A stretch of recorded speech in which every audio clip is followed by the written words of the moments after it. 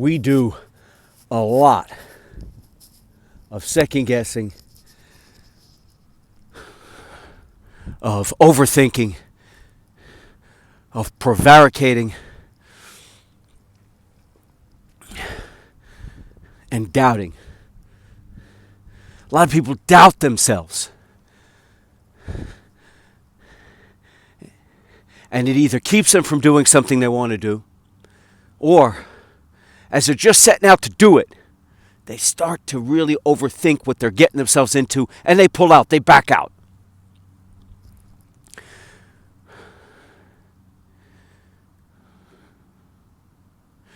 Yahusha, when he was teaching, and the crowds were so large, absolutely massive, and they were in a deserted place, and his taught ones came to him and said, this is a really out of the way, desolate place, and the people have been here a long time, they're hungry. Maybe we should send them out so that they can get some food, because it's a long way from anywhere, and they haven't eaten in a while. And Yahusha said, that's okay, you feed them, we feed them. And they only had a few loaves of bread, a little bit of fish, a couple of pieces of fish. And Yahusha blesses the fish. And now there's enough for everyone. And there's so much. And it says there's over 5,000 men. And then beyond that, women and children. And they're all fed, and they come back with 12 baskets filled with bread. And then he tells his taught ones, he tells his apostles, his disciples, he says, go. He's going to go out into the mountains to pray. Go by boat, because they were usually teaching by the sea with a boat. I've explained this before, because the crowds were so much. Sometimes Yahusha, first of all, it was a way that they traveled from place to place, but also so there was a boat in case the mobs, the crowds would press against him, such that he needed some room to teach. So sometimes he would even sit in the boat by the shore so that he could have some space and be able to sit down and teach. Imagine that. Imagine the masses of people, so great that you have to teach by the sea so that you have a place to move back a little bit. There's so many people that want to touch the tzitzit, the fringe of his garment, so that they're healed. And he heals so many, over and over again. He's casting out demons. He's giving the blind back their sight. He's giving the deaf back their hearing. He's taking away the paralysis of those who can no longer move, over and over and over again, healing the sick, raising the dead. And so, of course, every time he comes into a city, every time he comes into a town, he's mobbed. And so, after he's done teaching, after he's done performing yet another miracle, blessing a few pieces of bread and a few pieces of fish, and all of a sudden now there's enough for 5,000 plus people to eat, he tells his taught ones, go by boat to the other side, I'll meet you later. They don't even question, hey, how are you going to get wherever we're going? How are you going to get here? He goes into the mountains to pray, and then when he comes back, it's late at night, wee hours of the morning perhaps, and the boat's halfway across the sea. And so what does he do? Yahusha starts to walk on water to the boat. And at some point, his taught ones, they see him. And they freak out. They're like, what are we seeing? They think they're seeing a phantom. And so they absolutely panic. They cry out in fear. But Yahusha, Son of the Most High, He who saves, He who delivers, He who redeems, Yahuwah manifested in the flesh, HaMashiach, the Messiah, says to them, take courage. It is I, Yahusha. And so they calm down a bit and they're amazed. They're amazed. And so Kepha, Peter, calls out and says, Yahusha, if it is you, command me to come out onto the water and come to you. And Yahusha says, come to me, Kepha. And Kepha gets out of the boat in the middle of the sea and starts walking on the water to Yahusha. And then, because the winds are so strong, he gets scared. And all of a sudden he realizes what he's doing. He's like, wait a second, I'm walking on water. And the stark reality of the winds, and he's in the middle of the sea, gets to him. And he starts to sink. And he cries out for Yahusha, save me, Yahusha. And Yahusha immediately stretches out his hand and pulls him up and says, oh, ye of little belief, why did you doubt?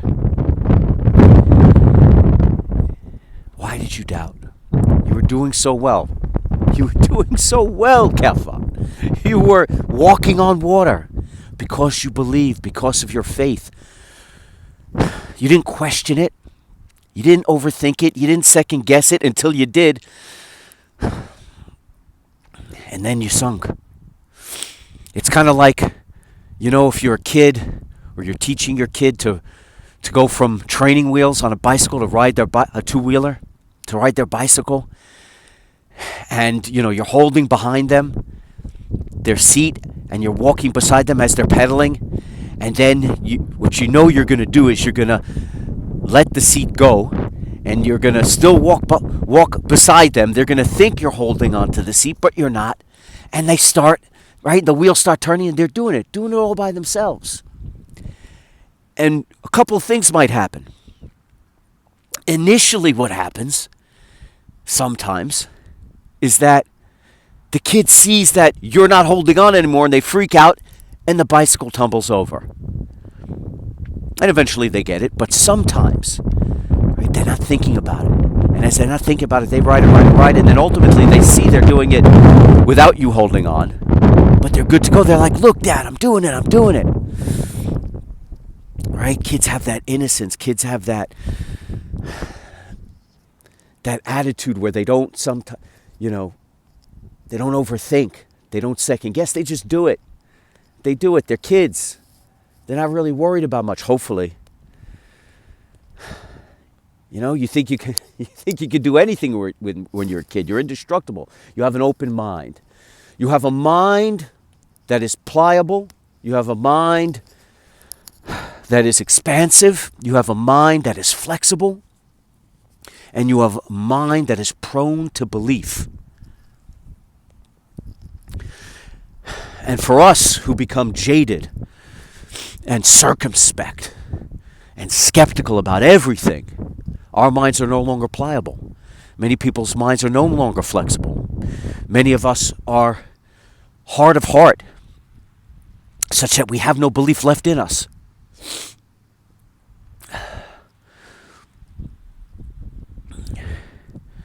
You want to accomplish anything, don't overthink it. Don't ponder it too long. I love this saying. I say it a lot. Don't wait until the plane is built to fly it. Just fly the plane as you're building it. There's never going to be a perfect time to take off. There's never going to be a perfect time for you to get out there and do what it is you want. You want to write the book? Write the book. You want to make the video and put out a message? You don't have to get every word right. You don't have to look perfect. You don't have to get your surrounding, your environment right. You don't have to have the perfect lighting. You don't have to have the perfect camera. You don't have to have the perfect phone. You don't have to have the perfect voice. You don't have to have the perfect script. You don't have to. Just do it. Don't overthink it. Don't over-contemplate it. Don't ruminate on it for too long. Don't second-guess it. Don't doubt yourself. Just do it. You want to start a business? Start a business. You want to make a film? Make a film. You want to be a painter? Be a painter. You want to do anything, anything. The power is in the doing. The power is in the action. It's not in having the perfect plan. It's not in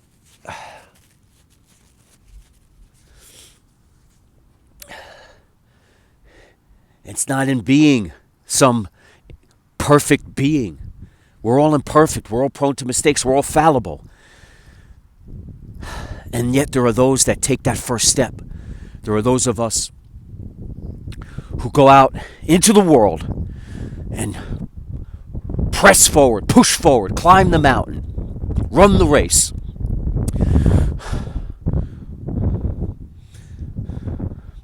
Run the marathon. Lift the weight. Make the grand statements and follow through.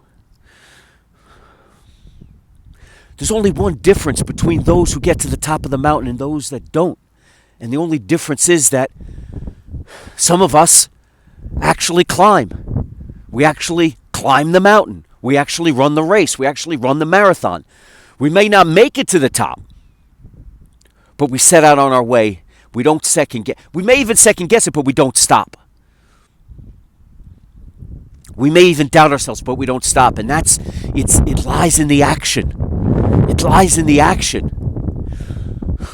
Don't let the overthinking and the procrastinating and the prevaricating and the second guessing and the overthinking and the worrying and the anxiousness and the nervousness and the wondering, what if this, what if that, stop you or keep you from setting out on your way, forging your path, getting out on the open road, taking your journey. Just do it. Do it. What is the worst that can happen? And I'll tell you a little something. I've done this my whole life, and I've accomplished a lot of things, and I've failed at a lot of things. But I've never been more secure. I've never been more confident. I've never been more comfortable. I've never been more at peace. I've never had more faith. I've never had more strength. What I used to have a lot of was ego, braggadocio, overconfidence. I used to have a lot of conceit and a lot of arrogance, and it carried me a long way. But I was never fulfilled, grateful, thankful.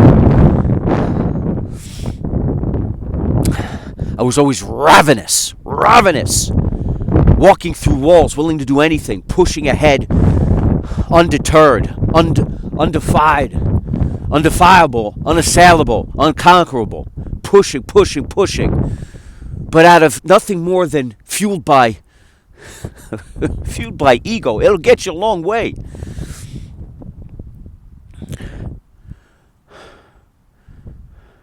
But I kept clawing and scratching and cannibalizing because I was empty. My heart was empty, and I was searching for something. And I was never fulfilled. I was never grateful. I was never thankful. Not until I found Yahusha. Not until he saved me. Not until he filled me with a belief that's written on my genetic code, written on my DNA, expressed through my genes in a way that I could never imagine before, having come to him and asked for his help, asked for his grace, asked for his redemption, asked for his salvation. And instantly upon coming to him, flooded with the Ruach, the set-apart spirit, flooded with the set-apart breath of Yahusha that now guides me, and that compels me, and that sets me on a straight and narrow path such that I'm stronger than ever, I'm more empowered than ever. I have no fear, I have no anxiety, I have no frustration. I have only peace and faith and belief in Yahusha. I wear the armor of the Supreme Elohim. I wear the armor, the shield of the Most High. I wear the helmet of redemption and salvation. I wield the sword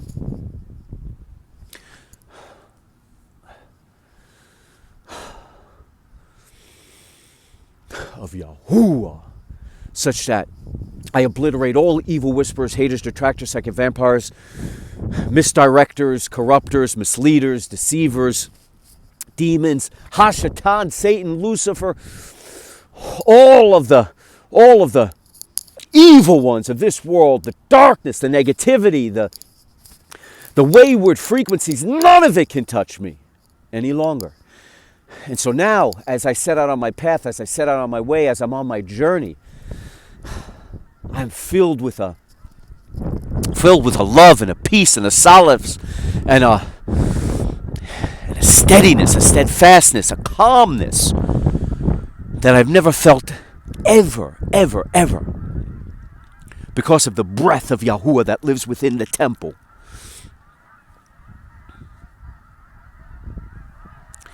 And I don't second guess him. I don't doubt him, because I've seen what he could do. Cancer twice over the past 8.5 years. Monster tumor on my left kidney, perched on that left kidney, the size of a grapefruit, like a gargoyle, perched on a parasite.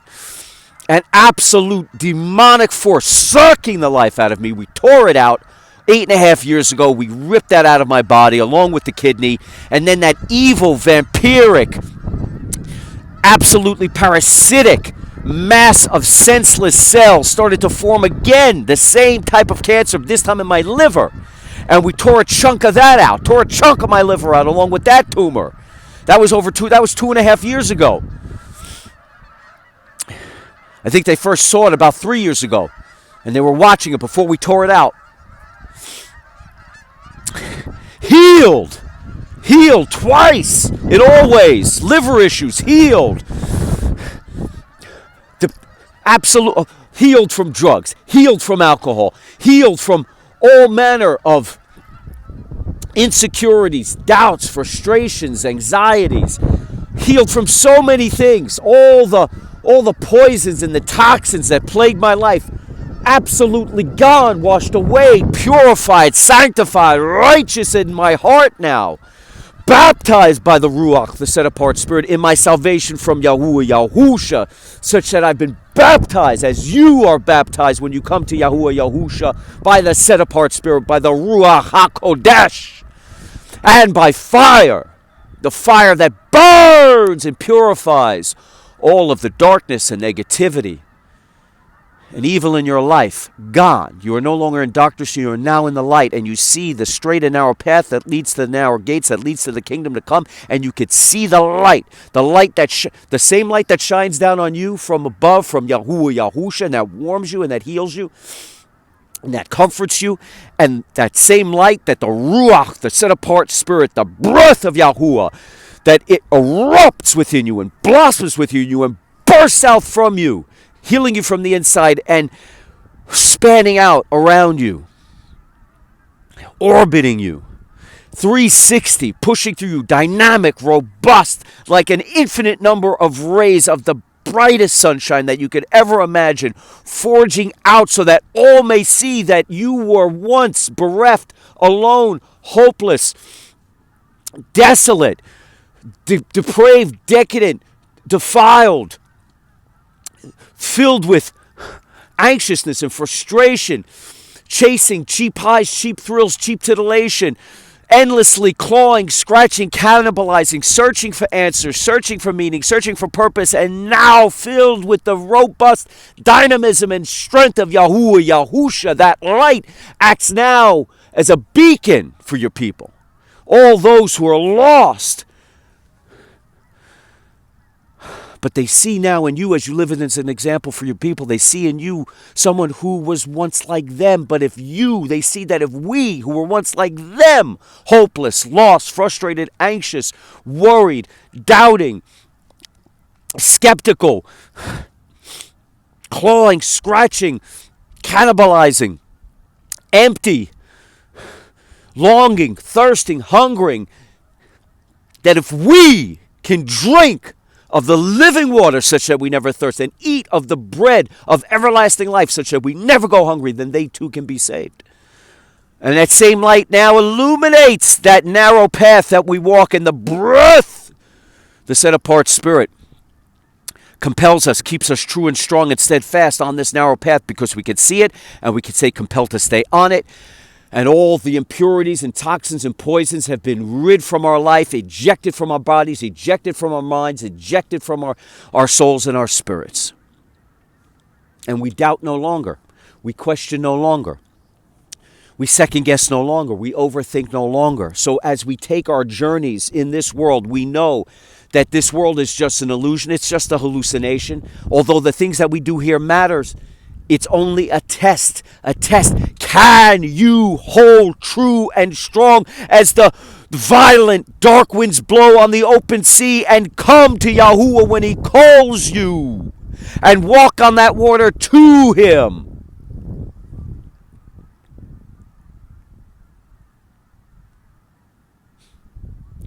And we do, because we believe.